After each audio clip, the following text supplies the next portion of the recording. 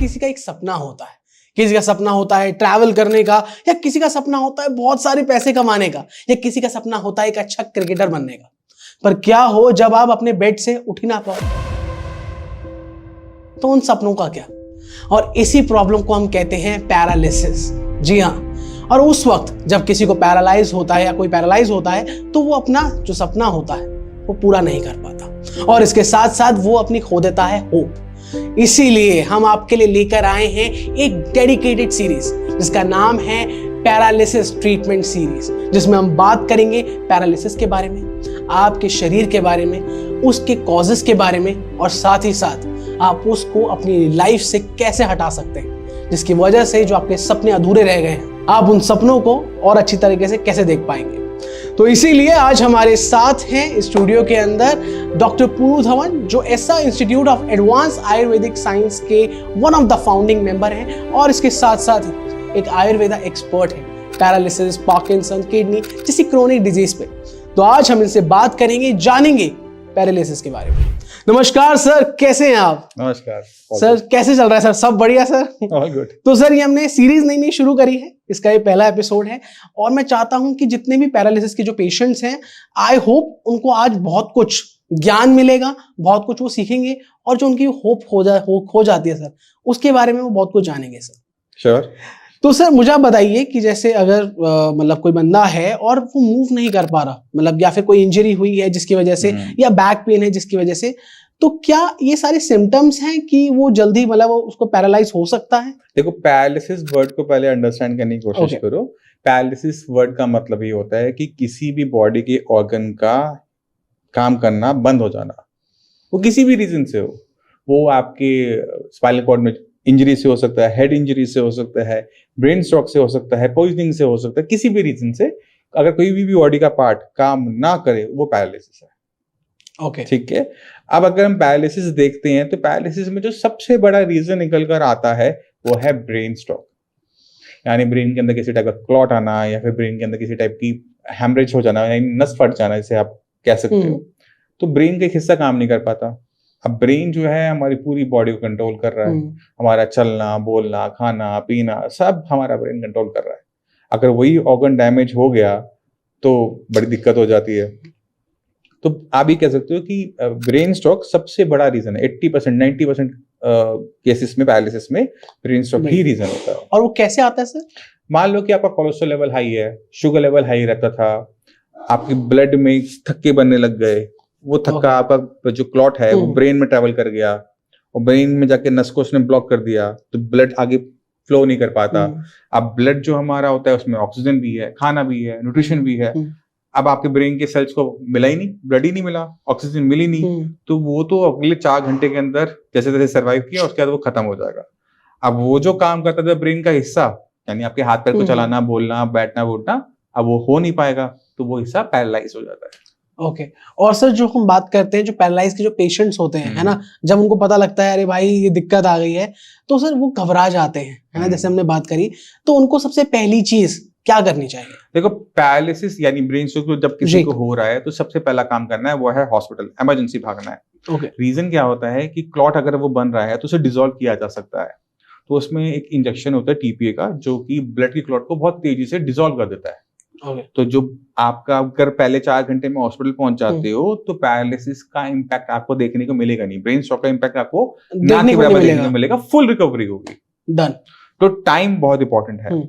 तो अगर आपको लग रहा है कि आपका हाथ चल नहीं रहा, उठ नहीं रहा, भारी लग रहा है, तो फटाफट हॉस्पिटल जाओ, वेट मत करो।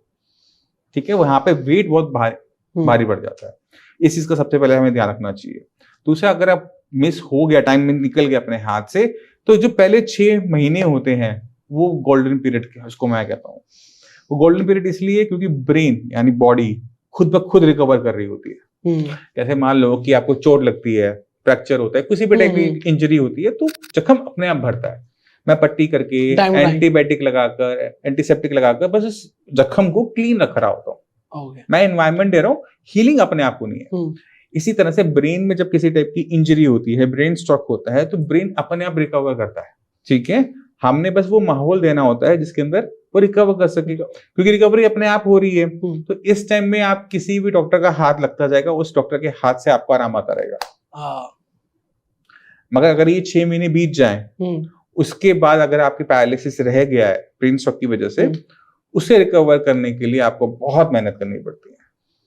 पर सर हर बंदा जब भी उसको ब्रेन स्ट्रोक होता है तो वो सीधा डॉक्टर के पास भागता है ना, बट फिर भी ऐसा होता है उसका इलाज सही तरीके से होता नहीं है। हाँ, वो उसके पीछे रीजन है। टीबी का जो इंजेक्शन जिसकी हम बात कर रहे थे, वो सिर्फ क्लॉट वाले केसेस में काम करता है। अगर ब्रेन के अंदर हैमरेज हुआ है, ब्लीडिंग हुई है, अगर हम उस खून पतला करने की दवाई दे देंगे, इंजेक्शन से दे देंगे, तो क्या होगा, ब्लड और फैल जाएगा। तो इसमें हम कुछ पेशेंट्स को ही सिलेक्ट करके इंजेक्शन दे पाते हैं, सारे पेशेंट क्वालिफाई नहीं करते फॉर टीबीए। ठीक है, उनके लिए जिनका ब्लीडिंग की वजह से ब्रेन हैमरेज हुआ था, उनका रास्ता तो कठिन ही होता है। उनको रिकवर करने के लिए तो मेहनत करनी तो पड़ेगी उनको। क्योंकि सर मैंने जब भी आपसे ये चीज पूछी कि बहुत सारे लोग यही बोलते हैं कि यार हम तो चलो इंजेक्शन लगा लेंगे जैसे आपने बोला, बट वो हर बंदे के लिए सेम नहीं होता है। नहीं, वो जो टीपी का इंजेक्शन है वो रिस्की होता है, हर हॉस्पिटल में अवेलेबल नहीं होता, क्योंकि इसको करने से पहले आपको एमआरआई ब्रेन का करना पड़ेगा, चेक करना पड़ेगा कि क्लॉट आया है या फिर हैमरेज हुआ है, उसके बाद ही वो लग पाएगा। आपको क्वालिफाई करना पड़ेगा उसके लिए, क्योंकि कभी कभी क्या होता है कि क्लॉट की वजह से हुआ, इंजेक्शन दिया, वो हैमरेज में कन्वर्ट हो गया। तो बहुत सारी चीजें, बहुत रिस्की होता है, वो इतना इजी नहीं है डॉक्टर्स के लिए डिसीजन लेना कि इस पेशेंट को देना है नहीं देना, वो भी देखना पड़ता है। वो एक सिलेक्टिव चीज है, मतलब इलेक्टिव नहीं है, ये डॉक्टर की कॉल होती है कि दूं या ना दूं। इसको दिक्कत हो सकती है, नहीं हो सकती, तो उसे बहुत सारे पैरामीटर्स पे पेशेंट को जज करना पड़ता है कि ये पेशेंट क्वालिफाई करता है, इसको मैं ये दूंगा। जिनको वो लग जाता है वो जल्दी रिकवर कर जाते हैं, जिनको वो नहीं लगता उनको टाइम लगता ही लगता है। तो सर हमने बात करी ब्रेन स्ट्रोक की, और कौन से कॉजेज होते हैं जिससे ये ब्रेन स्ट्रोक या फिर पैरालिसिस का पेशेंट इंसान बन जाता है? पैरालिसिस की एक टाइप है ब्रेन स्ट्रोक। पैरालिसिस तो आपकी कमर पे किसी ने डंडा मार दिया या गन शॉट इंजरी हो गई, पेड़ से आप गिर गए, चोट लग गई, तो रीढ़ की हड्डी पे चोट लगी, तो उसकी जहां चोट लगी उससे नीचे कैसा पैरालाइज हो जाता है। और वो रिकवर नहीं होता। हमारा ब्रेन में रिकवरी मैकेनिज्म अच्छा है, हमारे स्पाइनल कॉर्ड में नहीं है। तो हाँ, तो आपको अपने आप को बचा के चलना चाहिए। ये जो बच्चे आजकल करते हैं, बाइकों पे घूम रहे हैं, तेज चला रहे हैं, गेड़ियां लगा रहे हैं इनको अवॉइड करना चाहिए, क्योंकि अगर आपकी स्पाइनल कॉर्ड पे इंजरी होगी तो वो रिकवर नहीं हो सकती, वो परमानेंट होता है। और ऐसा क्यों? उसमें रिकवरी, क्योंकि ब्रेन में रिकवरी जो हो रही है वो न्यूरोप्लास्टिसिटी से हो रही है। हमारे स्पाइनल कॉर्ड में जो रिकवरी होती है उसमें न्यूरोप्लास्टिसिटी होती नहीं है। ठीक है, और जो हमारे न्यूरॉन सेल्स होते हैं, जब हम पैदा होते हैं, मान लो कि उस टाइम में 1 करोड़ सेल थे, पूरी जिंदगी वो 1 करोड़ 1 नहीं हो पाएंगे, नया सेल पैदा नहीं हो सकता, तो उसमें रीजनरेशन पावर 0 है। एक बार सेल मर गया तो वो मरा रहेगा। अब स्पाइनल कॉर्ड आपकी बिल्कुल पतली सी है, उसका बैकअप सिस्टम नहीं होता, तो अगर आपके स्पाइनल कॉर्ड में इंजरी हुई है, पैरालिसिस हुआ है, तो रिकवरी के चांसेस ना के बराबर है। अगर उसमें स्वेलिंग है, स्वेलिंग चली जाएगी, रिकवरी हो जाएगी, बट अगर वो कट गई, 2 हिस्सों में हो गई, तो कोई चांसेस नहीं है कि वो रिकवर कर जाए। और फिर आपको सारा जीवन वैसे ही व्हील चेयर पे। तो मतलब यही है कि आप जल्दी से उसका इलाज करवाइए। आप जाओगे भी तो भी बहुत ज्यादा उसमें आराम मिल नहीं पाता। डॉक्टर जितनी मर्जी कोशिश कर ले, उसके बाद भी स्पाइनल कॉर्ड इंजरी में आराम देना ना के बराबर है।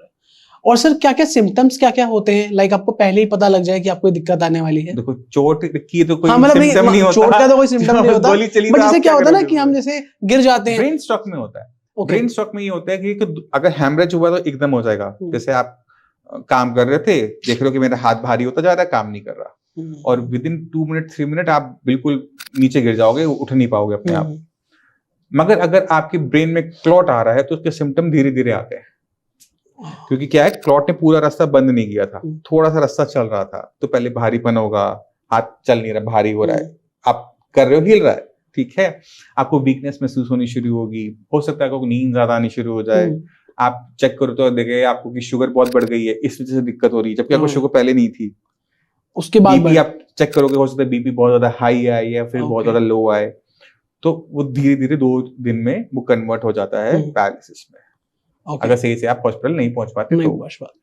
और सर अगर मैं आपसे पूछूं कि जो हमारे ऑडियंस देख रही है, वो अगर चाहती है कि भाई हमें कभी पैरालिसिस हो ही ना, ठीक है, क्योंकि अब चोट लगना तो अब कभी भी चोट लग सकती है ना, बट हम चाहते हैं कि मतलब जो भी हमारे सर में अगर कोई भी दिक्कत हो रही है वो भी ना हो, तो उसके लिए हमें क्या क्या स्टेप्स फॉलो करने पड़ेंगे अपनी लाइफ में? अपनी बॉडी को हेल्दी रखना, इसके अलावा आप कुछ नहीं कर सकते।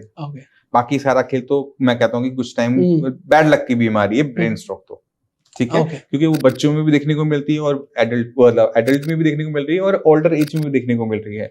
जिनको बीपी, शुगर, कोलेस्ट्रॉल नहीं है उनको भी देखने को मिल रही है। तो इसके पीछे जो रीजंस हैं उनको कुछ को आप कंट्रोल कर सकते हो। जैसे बीपी आप अपना मैनेज कर सकते हो, बीपी अपना चेक करो, बीपी बढ़ा हुआ ना हो। इसी तरह से शुगर आप चेक कर सकते हो, मशीन होती है ना, तो शुगर अपनी कंट्रोल में रखनी। कोलेस्ट्रॉल अगर आपका हाई आ रहा है तो कोलेस्ट्रॉल के लिए चाहे आप अपनी डाइट को बदलो, एक्सरसाइज ऐड करो, मेडिसिन ऐड करो, बट कोलेस्ट्रॉल को आप मेंटेन करके चलो।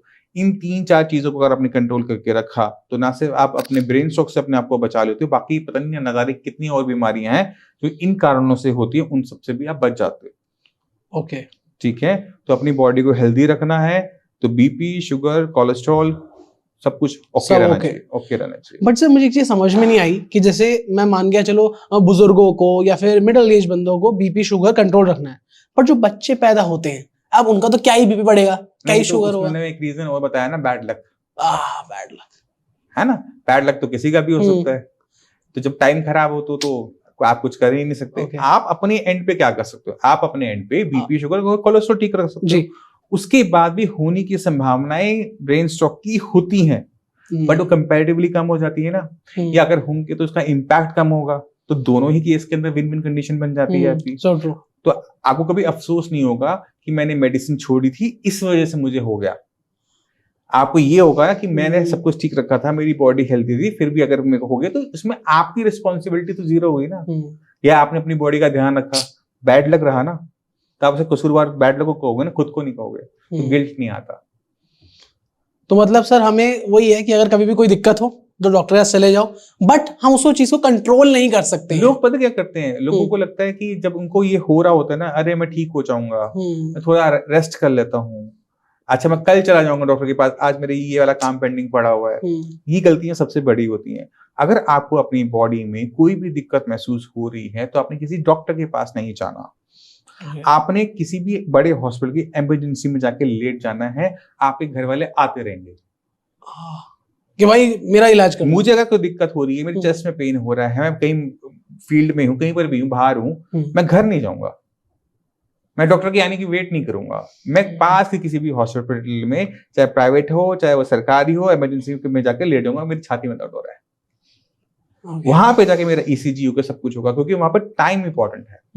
इमरजेंसी में सब कुछ फास्ट होगा, फटाफट हम देखेंगे, फटाफट आपको एमआरआई सीटी स्कैन हुआ, फटाफट आपको मेडिसिन दी। डॉक्टर की तो लाइन में बैठना पड़ेगा, डॉक्टर का अपॉइंटमेंट लेना पड़ेगा, इतना टाइम आपके पास होता नहीं है। कोई भी परेशानी हो, ये नहीं सिर्फ ये पैरालिसिस, ब्रेन स्ट्रोक, आपको कोई भी बीमारी हो, कोई भी दिक्कत हो रही है, सडनली एकदम आपको कोई दर्द हो जाए, पेट में दर्द हो जाए, छाती में दर्द हो जाए, कहीं पर भी दर्द हो जाए, हॉस्पिटल की इमरजेंसी में जाना है, डॉक्टर की वेट नहीं करनी। पथरी का भी दर्द हो तो भी पहुंच जाओ, मैं तो ये कहता हूं। लोग तो लेके बैठे होते हैं, जाओ टेस्ट करवाओ, कंफर्म करो। रात को 12 बजे होता है, डॉक्टर तो मिलेगा नहीं 12 बजे, 1 बजे ओपीडी है नहीं, इमरजेंसी में जाओ, लेट जाओ, बाकी वो अपने हिसाब से कर लेंगे। डॉक्टर की फीस अगर मान लो 1000 रुपए है, इमरजेंसी में 1500 रुपए होती है, डॉक्टर फटाफट चलकर आता है, खुद आता है इनफैक्ट। हाँ, तो आपको वेटिंग कुछ नहीं करनी पड़ती, फटाफट ट्रीटमेंट मिल जाता है, पेन का मैनेजमेंट हो जाता है। तो आपको हमेशा ध्यान रखना है कि आपने इमरजेंसी का यूज करना है, डॉक्टर की वेट नहीं करनी। अगर आपको किसी भी तरीके से परेशानी बॉडी में कहीं पर भी हो रही है तो जितनी मेरी पूरी ऑडियंस है, मैं सबको यही बोलना चाहता हूँ, जैसे डॉक्टर साहब ने बोला कि आप बैठिए मत कि चलो बाद में इलाज होगा, हम आज नहीं अगले हफ्ते करवा लेंगे, आप अभी जाओ, वेट कर लेता हूं, मैं ठीक हो जाऊंगा। हाँ, मैं हो जाऊंगा, बट ऐसा नहीं करिए, क्योंकि क्या पता वो वेट आगे चल के और दिक्कत ना दे जाए, बहुत कॉस्टली पड़ जाता है, आपको दिक्कत ना दे जाए। तो डॉक्टर साहब मेरे तो सवाल हो गए, क्योंकि हमारा ये सीरीज बहुत लंबी चलने वाली है। तो ये था सिर्फ हमारा पहला एपिसोड। हम आगे ब्रेन स्ट्रोक के बारे में पूछेंगे, पैरालिसिस के बारे में पूछेंगे, और आपके बारे में जानेंगे, और सबसे ज्यादा इंपॉर्टेंट हम ट्रीटमेंट के बारे में जानेंगे और ज्यादा। तो thank you so much sir, और मिलते हैं हम आपसे नेक्स्ट एपिसोड में। और मेरी जितनी भी ऑडियंस है, हम आएंगे दोबारा और एक नया एपिसोड और अच्छी मेहनत करके और अच्छी चीजें लेके और टॉपिक पे बात करके हम आपके पास जरूर आएंगे। बस आपको कुछ नहीं करना है, आपको देना है हमें फीडबैक, और आप इस वीडियो के कमेंट सेक्शन पे अपनी फीडबैक लिख सकते हैं। और अगर आपको ये अच्छा लगा हो तो लाइक करो यार, शेयर करो, और वो जो लाल वाला बटन है ना, हाँ बस सब्सक्राइब वाला, उसे दबा दो। और मिलते हैं आपसे नेक्स्ट वीडियो में। बहुत बहुत शुक्रिया।